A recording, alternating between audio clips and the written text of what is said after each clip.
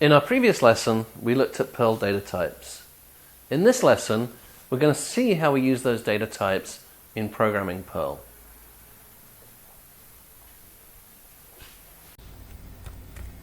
Let's take a look at a few Perl-specific commands. The first thing is how we actually add and remove things from an array. There are 4 commands that we need to know: push, pop, shift, and unshift. And they do opposing things. Let's take a look using Perl. So here I have an array. I'm going to call my array at A, and I'm going to have 3 numbers in my array, 5, 6, and 7. And I can say print at A and a new line. When I print the array like that, Perl automatically adds spaces. What I've done is I put my array in double quotes. That tells Perl, add some spaces to the array. Now I'm going to try my 4 commands: push, pop, shift, and unshift.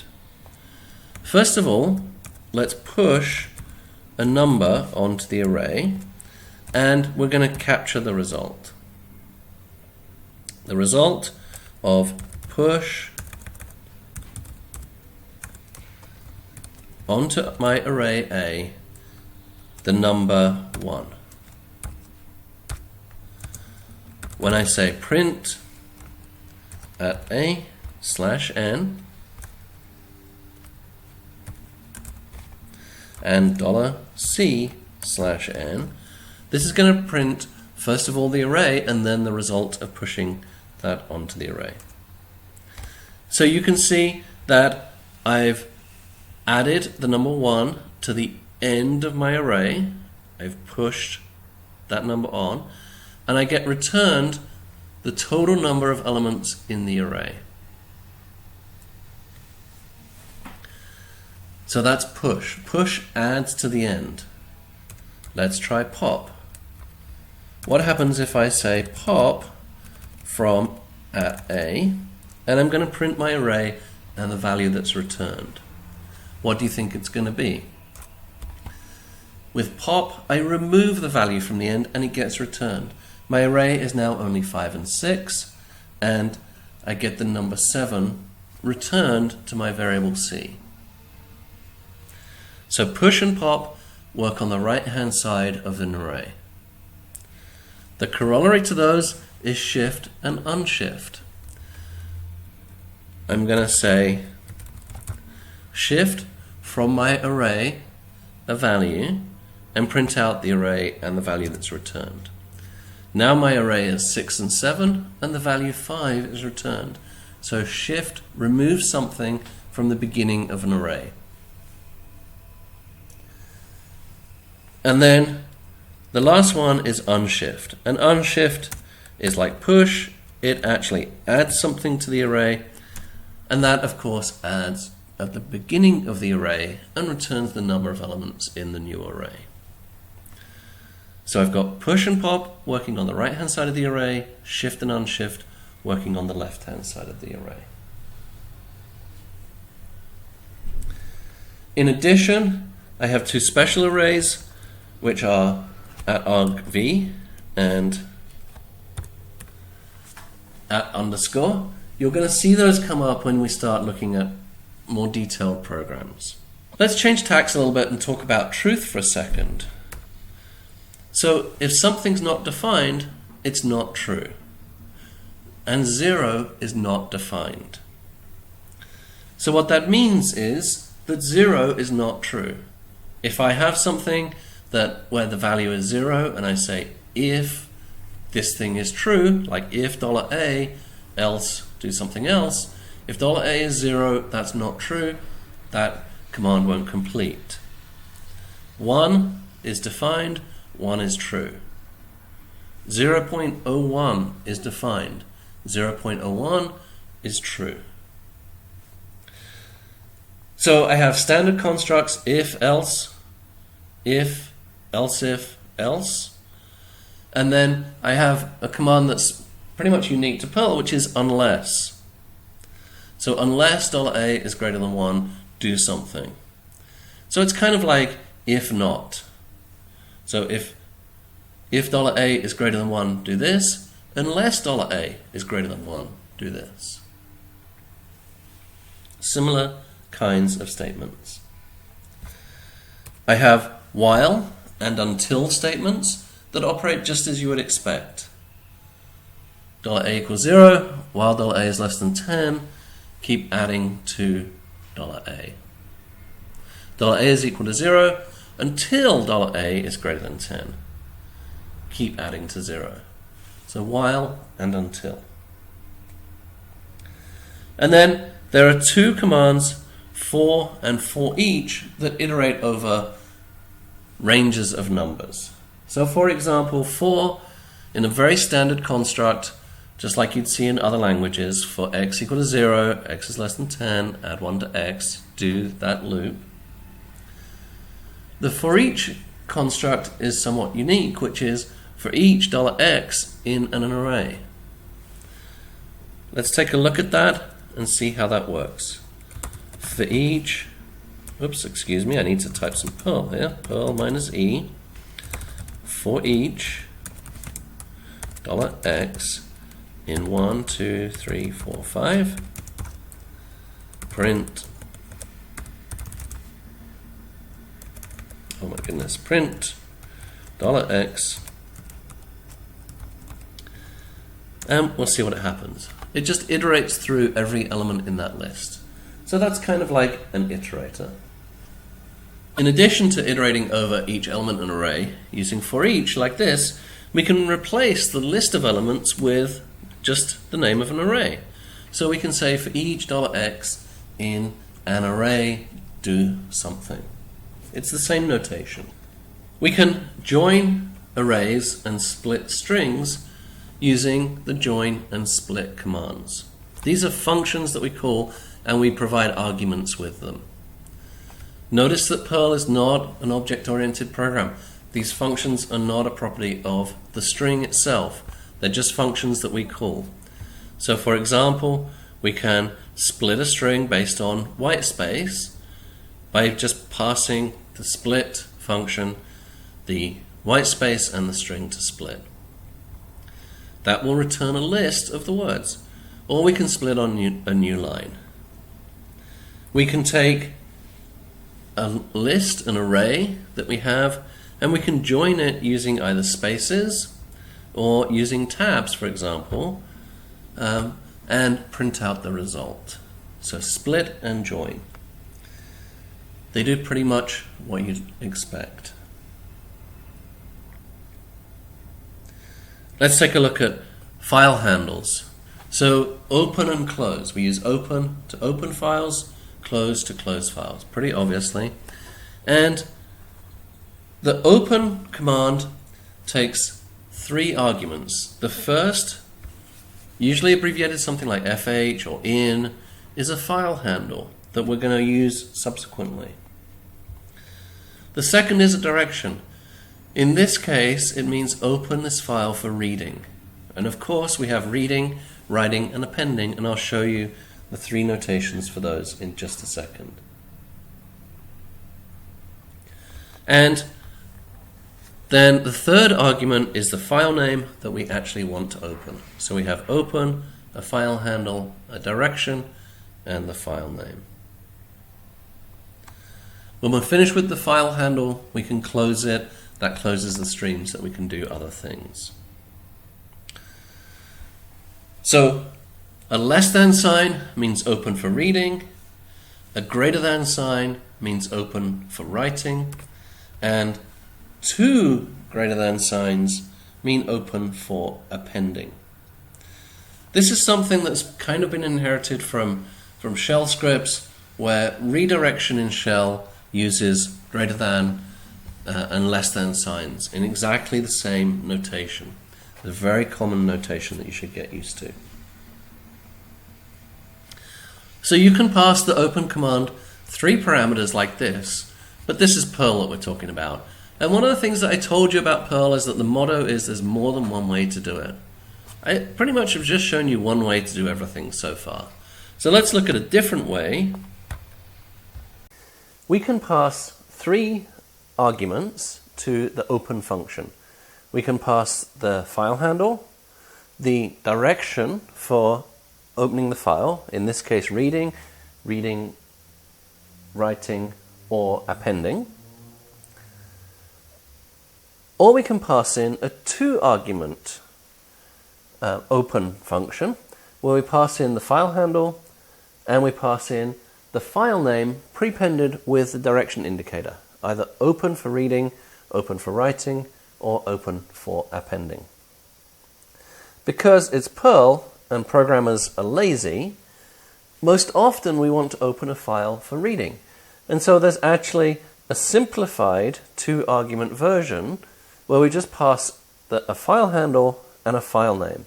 And by default, Perl will try and open this for reading if the file exists.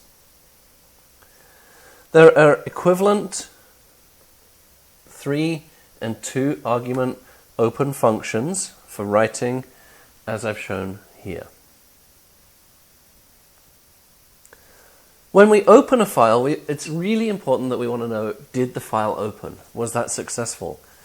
If we have a whole bunch of data to write, we don't want to start writing our data out until we're sure we've got an open file handle. And open file handle file name returns true if it's successful. And so one of the most common ways of opening a file is to use this structure that's shown here. We open the file handle for a file name, and if that's not true, we die with the command can't open file name. Die means stop right now. It means die. It doesn't mean finish what you're doing and then gracefully exit. It means get the hell out of there. And so Perl will get to this point. If it can't open this file, it dies immediately and says, I can't open that file. I don't know how to proceed. Notice here we have an OR construct. This means do the thing on the left. If that's successful, carry on. If that's not successful, do this other thing on the right-hand side. So open the file. If the file is successful, we've got true, so we carry on. If we don't successfully open the file, we want to do the other thing, and the other thing is die and get out of there. So how do we use file handles in Perl programming? Let's take a look. So here's a little bit more complicated construct. We open our file handle with our file name, and if that doesn't open, we die and we say that we can't open the file name. And now we have a while. While this file handle is true, we do something with the file. When we get to an end of file, this reading the file handle becomes false. At the end of the file, that's false. We stop doing the while loop and we get out of there. Once we're out of there, we've read the whole file, and so now we can just close the file handle and carry on with the rest of our program. Most often when you read a text file, the text file ends in a new line. And the first thing you want to do is remove that new line from the line that you've just read. The way that we do that in Perl is with one of 2 commands. The first command that was introduced very early on is chop. And chop just removes the last character from a string. It'll take whatever the last character is, it removes it and returns it. In Perl 5, a new command was introduced called chomp. And chomp removes the last character if and only if that last character is a new line. So most often what we want to do is we want to read a line from a file, we want to take that last character, if it's a new line, remove it, and then carry on with the line. Notice in Perl that strings are mutable, so we can change that string. When I say chomp $string, it changes the value of $string. I don't have to return that to a new variable. I've already discussed special variables in Perl, and there's an extra special variable that Perl programmers use all the time, and it's called $_. $_ is used whenever you don't provide a variable for Perl to use. And let me demonstrate what I mean with this simple piece of code. So here we have some code where we open a file, we read a line, so while $line is equal to in, we're going to do this loop. So the first thing we do is we remove the new line. We take that line and we split it on tabs. Remember, /t means a tab. That returns that new line into an array called @values. Now, for every value in the array, we sum those values together. And then finally, we print the sum of that line. And then lastly, we close the file. Let's take a look at this piece of code in action.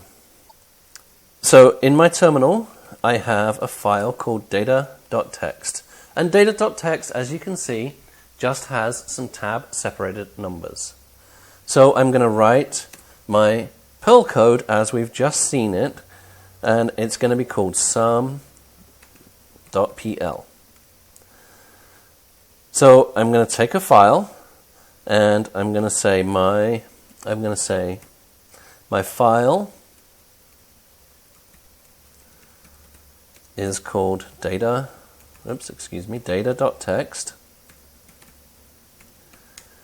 and I'm going to open the file name. And if it doesn't open, I'm going to die and say can't open $file name. That will tell me that I haven't been able to open this file.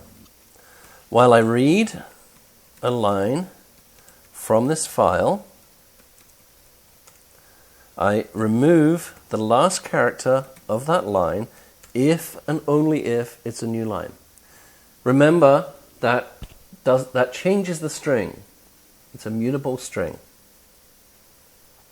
Now I'm going to split that line based on tab characters. So now each element of @values is a different number.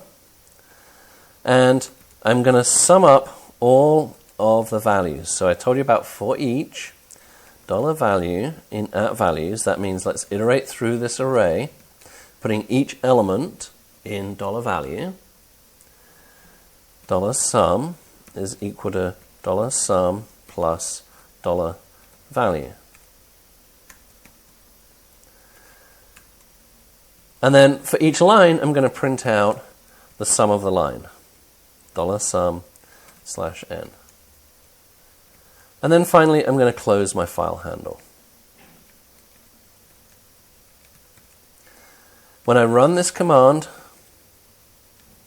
it prints out the sums of those numbers in my data file.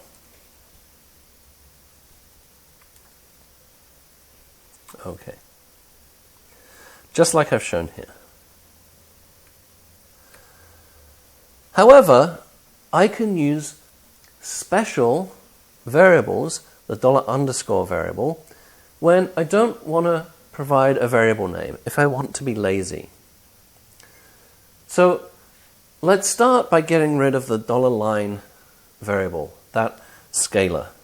We don't care about that scalar. We can get rid of it.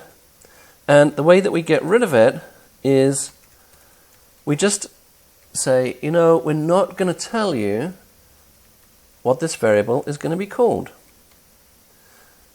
We're just going to leave the variable name blank. When we do that, Perl says, I don't have a variable to put this scalar into. I'm going to put it into the special scalar $_.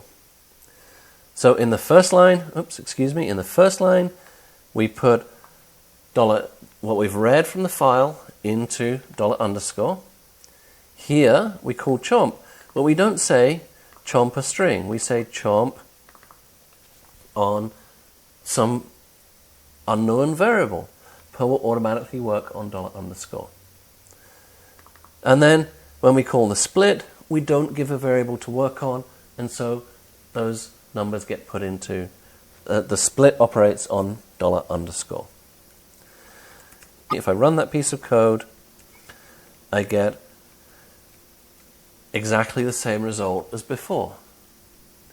$_ is a special variable that allows me to remove several of my variables. So one way I can reduce the code is by using $_. Another way that I can reduce the code is by using the map command. Map works on every element in a for each, and it applies that element to $_, that special variable. However, it's a different $_ than the previous one. So we can say map, do something to every element in our array. So for example, we can change our code, and instead of saying for each $value in @values, we can get rid of this line. We can say map $sum is equal to $sum plus $_ in @values.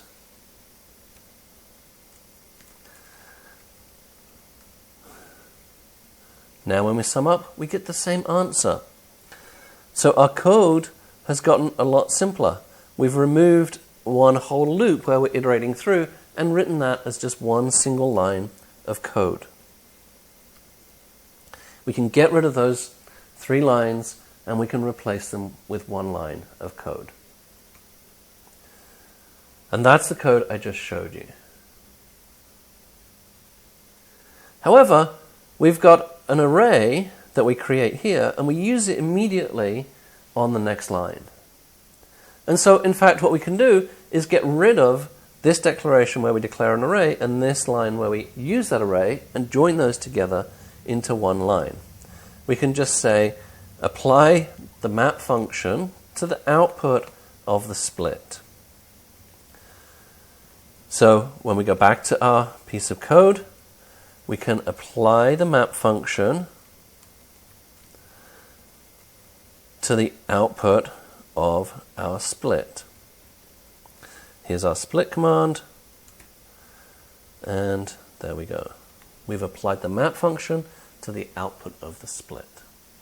When I run this piece of code, I get the same output as before. So now we've reduced our code from about a dozen lines down to just a few lines. How can we make it better? It turns out that if you're going to iterate through something, we can actually do that on the command line. I've already shown you the Perl -e syntax. I used it to sum up 2 numbers. I had, on my command line, I had something like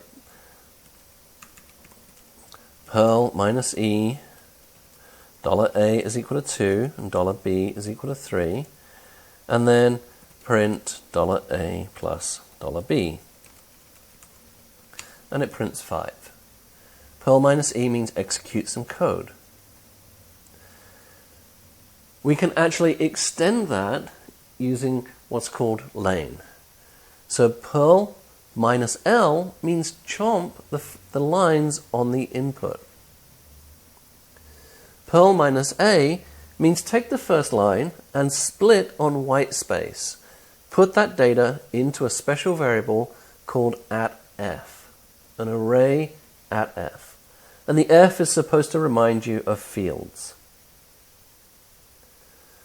-n means process every line in the file. And -e means execute that code.